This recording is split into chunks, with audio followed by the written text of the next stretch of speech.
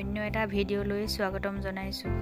আজি মই কেইখনমান জেন্টছৰ কাৰণে পকোৱা সূতা লুঙি দেখুৱাবলৈ লৈ আহিছোঁ।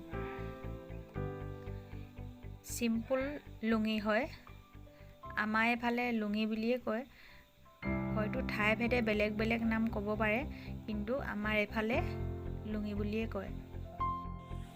লুঙি কেইখন কেনেকুৱা লাগিছে জনাবচোন। ভিডিঅ'টি ভাল পালে চেনেলটো ছাবস্ক্ৰাইব কৰি দিব।